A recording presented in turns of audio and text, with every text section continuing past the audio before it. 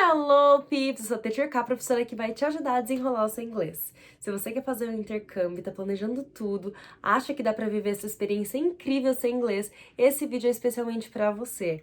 Eu vou te contar todos os detalhes do porquê você não deve fazer intercâmbio sem nenhuma noção de inglês, baseado nas minhas experiências. E ó, já vou te adiantar que experiência e muito, mas muito perrengue.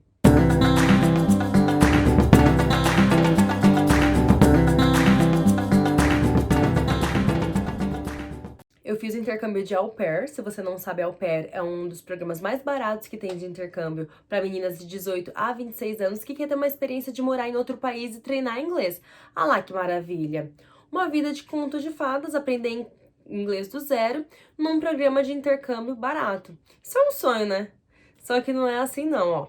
Eu passei tanto perrengue que eu tive até que trocar de estado, pra você ter uma noção, mas eu vou te contar mais pra frente. Se você não curte Estados Unidos, esse programa ele tem em diversos países e é uma das principais exigências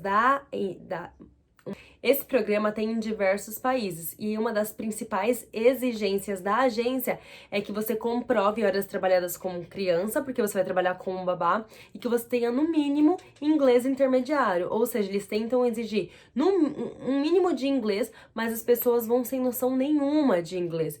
Eu, sinceramente, eu não sei como as meninas conseguem burlar o sistema, porque você faz entrevista com a agência, com a família e tudo em inglês. Então, sendo muito honesta, eu não sei como elas são tão corajosas assim também. Você ganha um salário de US$ 196 por semana e mora na casa da família sem nenhum custo de alimentação e hospedagem. Parece muito perfeito isso, né? Mas nem tanto, caso você queira fazer intercâmbio sem nenhuma noção básica de inglês. É por isso que eu tô aqui para te mostrar por que você não deve fazer intercâmbio sem ter o inglês. Eu vou reforçar aqui que essas 5 histórias acontecerão comigo e óbvio que com você pode sim ser diferente, mas é importante você saber e se preparar para você não passar as situações que eu passei. E caso aconteça algo parecido com você, você já vai saber muito bem lidar com cada situação, bem diferente de mim, tá? E antes que eu esqueça, se você não me segue nas redes sociais, me siga no Instagram, @_teacherk pra ter mais dicas de inglês como essa. Não esqueça de ativar o sininho em algum cantinho desse vídeo e se inscreva no meu canal, porque toda quinta e domingo sai vídeo fresquinho pra você.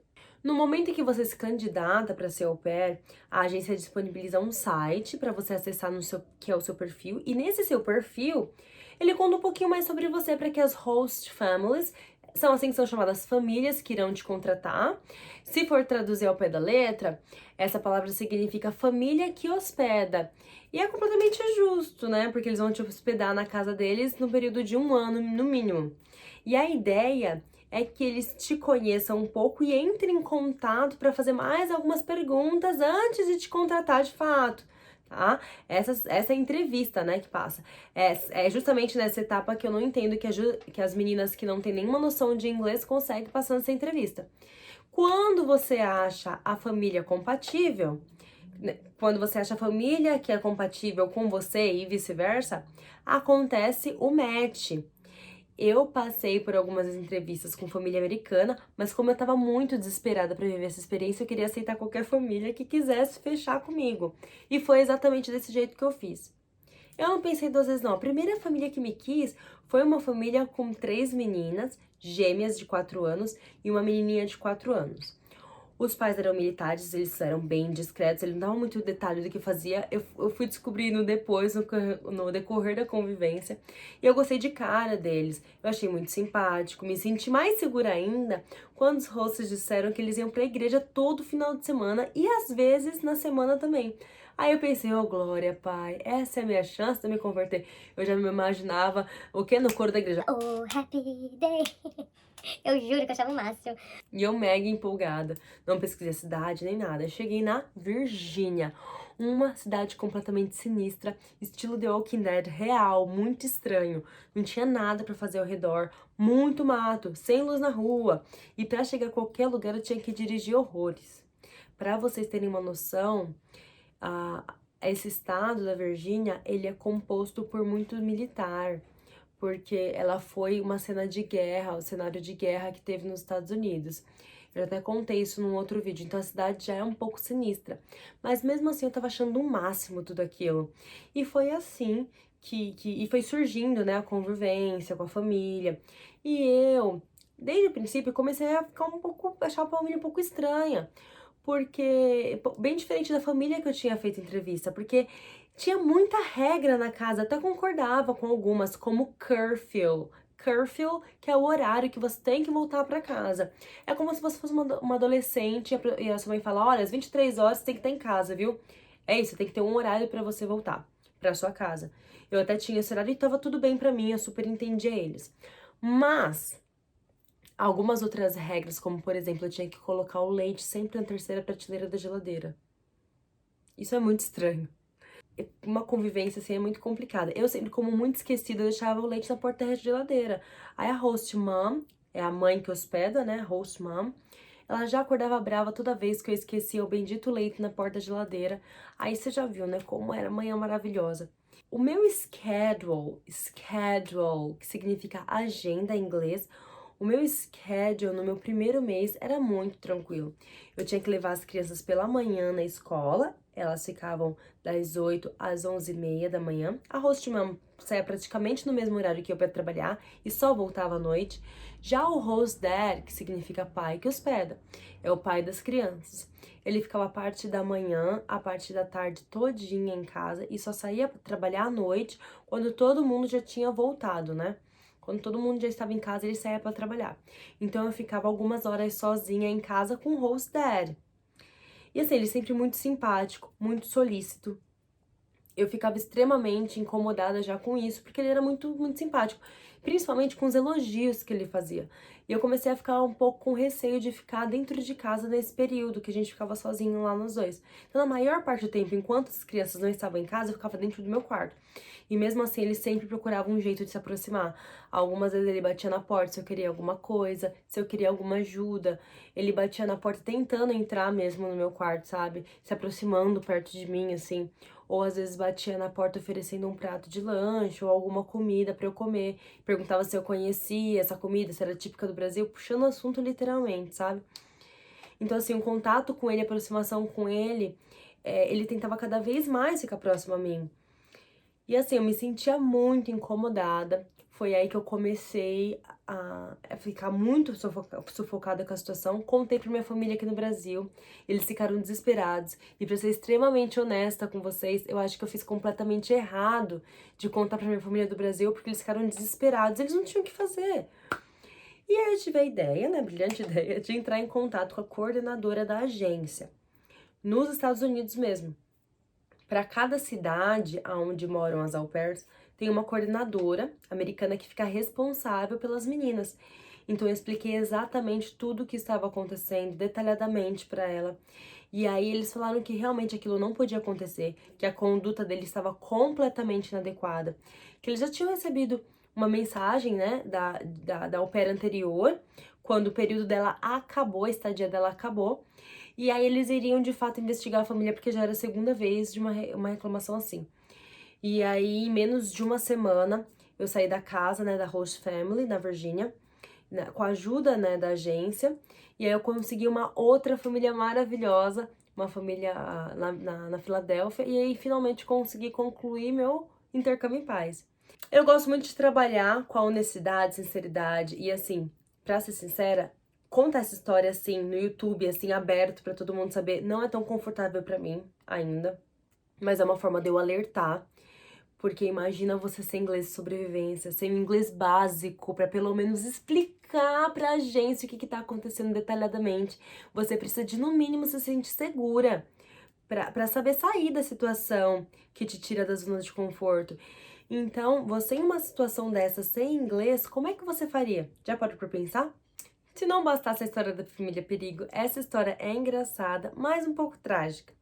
Quando eu já estava morando lá na Filadélfia, eu amo filha, minha família é maravilhosa. A Host Family disponibilizou um carro pra mim. E eu tava me achando super com aquele carro, teto solar, banco de couro, assim, caramelo. Nossa, toda. Não sei você, mas eu demorei a vida pra conseguir um carro com 30 anos e nem era banco caramelo, muito menos teto solar panorâmico. Então eu tava assim me sentindo numa cena de filme. E eu fazia um curso 3 vezes na semana de inglês, então eu já sabia o caminho de cor e salteado. E um dia lindo de sol, eu coloquei o hip hop pra tocar, sabe? Uma música que eu amo. I'm in love with the difference you like to say, it's wonderful. Coloquei essa música que eu tenho trauma até hoje. Eu tava me sentindo num filme americano. Quando eu tava quase chegando na escola, eu juro, faltavam uns 10 minutos no máximo. Eu fui trocar a música lá na rádio. Sabe quando você tá quase chegando no seu destino e você quer se empolgar um pouquinho mais? Não bastasse cantar, gritaria dentro do carro o caminho inteiro, não, tinha mais uns 10 minutinhos. Vamos lá, bora. Consigo fazer esse show aqui. E tinha um cruzamento. Nos Estados Unidos sempre tem no chão uns stop signs, que são uns sinais de parada obrigatória. Então no cruzamento tem praticamente em todos os lados. Mas o carro que estava no cruzamento não parou no stop sign. E o carro que estava na minha frente, para não bater no da frente, ele freou com tudo. Exatamente na hora que eu estava me sentindo trocando a música assim, sem olhar para frente. Imagina só. Toda a minha cena de filme ali, glamourosa, indo por água abaixo. Ao mesmo tempo que o cara freou, eu trocando de música, bati, colidi, o airbag subiu, acenou. O carro da frente era novinho, porque nem placa tinha. Então isso significa que o carro era zero, né? Tinha acabado de tirar da concessionária. E o dono saiu muito bravo, muito bravo. Acho que se o carro dele fosse um pouquinho mais antigo, ele não ia ficar tão bravo assim. Meu amor, o meu inglês que eu tinha foi por água abaixo. Eu não sabia falar mais nada.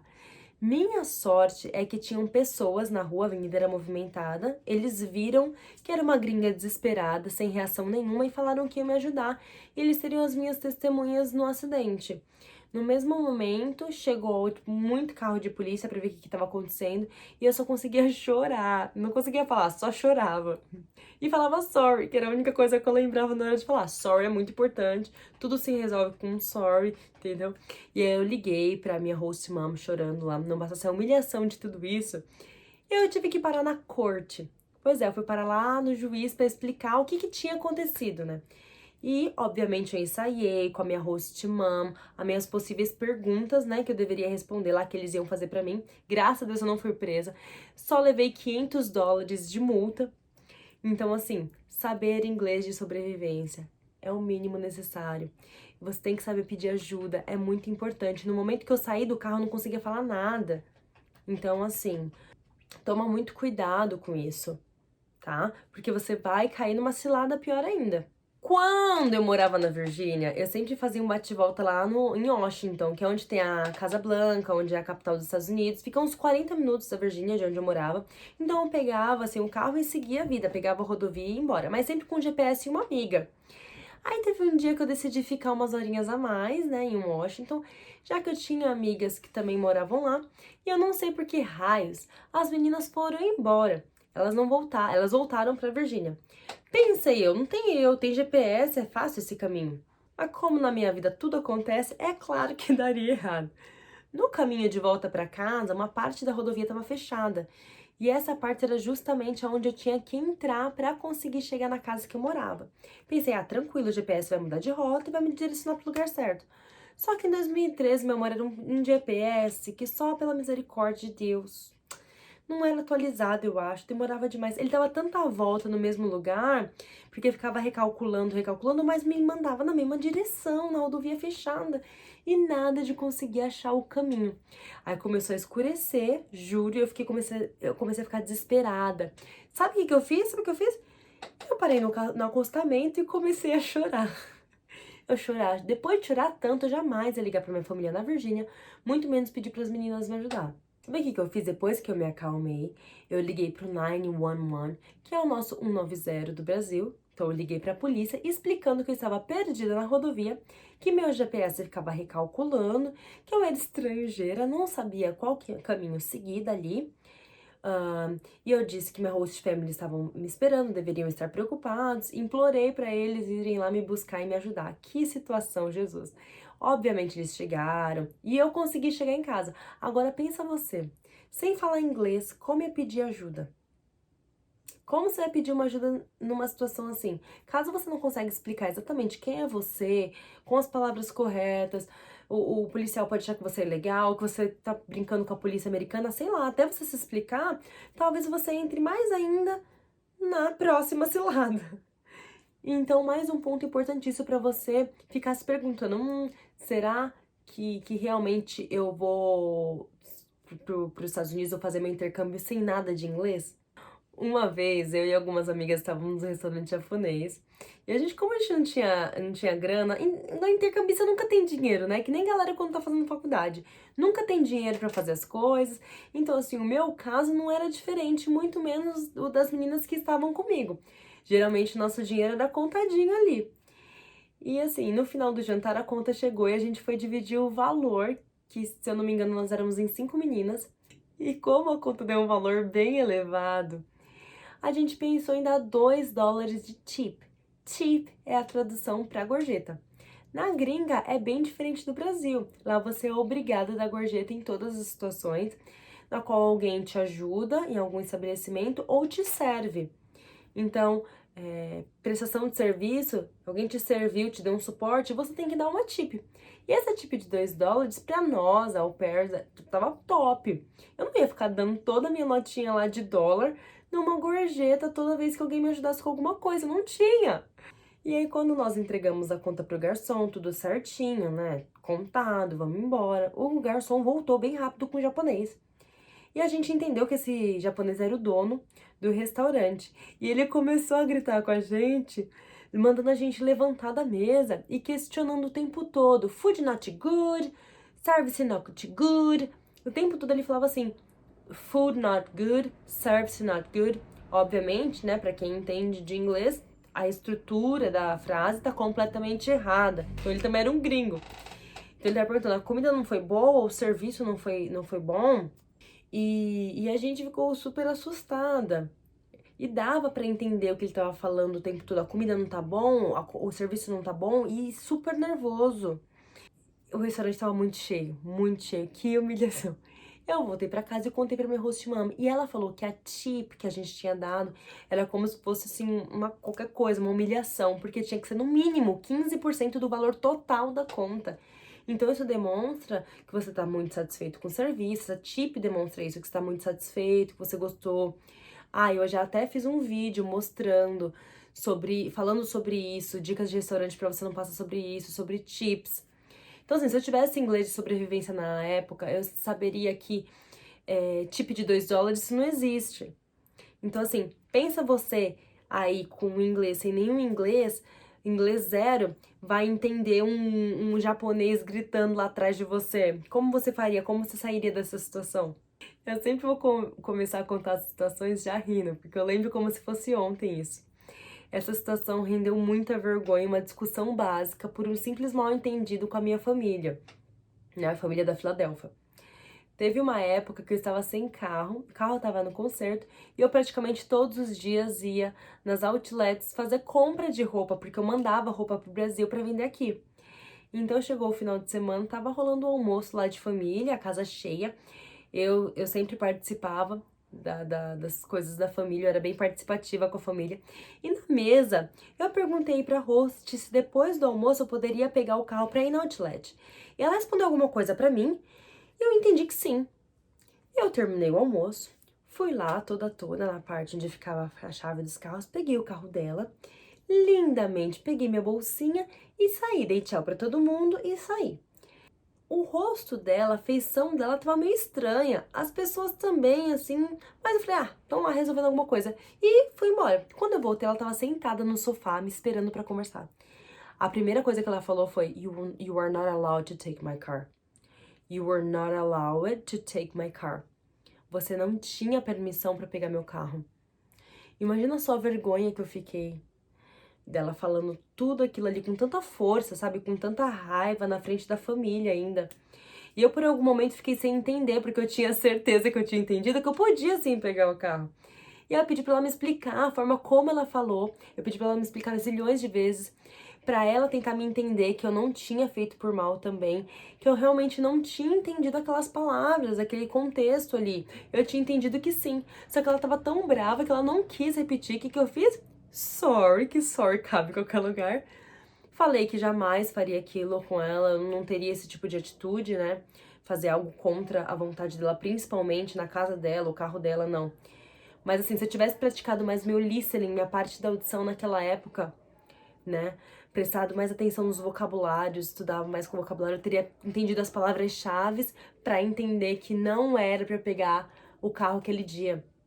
E hoje é por isso que eu insisto tanto e trabalho tanto com os meus alunos em cima de listening. Meus alunos são muito bons em listening. Principalmente eles são bons em listening que não é em listening de americano. Então, assim, eu acho que você tem que saber de todos os sotaques possíveis para você se sentir confortável quando precisar. Senão você vai escolher algum gringo que você quer encontrar na rua. Ah, eu aprendi inglês britânico. Eu só vou conversar com quem tem inglês britânico na rua, porque se é inglês americano eu não vou entender. Não, você nunca sabe quando você vai encontrar um gringo e qual a nacionalidade dele. Isso é impossível. Por isso que é muito importante a gente treinar o listening. E agora que eu compartilhei todas essas experiências com você acha mesmo que consegue ir com o inglês zero para intercâmbio? Eu tenho certeza que não. É óbvio que essas histórias são únicas minhas. As histórias que eu passei podem não acontecer com você. Com você pode ser outro tipo de experiência, outro tipo de situação, outro tipo de perrengue. Mas o principal que você precisa ter em mente, independente das oportunidades que vão aparecer pra você no seu intercâmbio, né? Você não precisa ser fluente. Você precisa ter uma boa base de inglês pra você saber o principal. Você precisa de um inglês de sobrevivência, que vai te dar todo o suporte mínimo necessário para você se comunicar. Agora me conta aqui como é que está o seu inglês, como você iria se virar em cada situação, que eu estou muito curiosa. See you on the next video. Bye!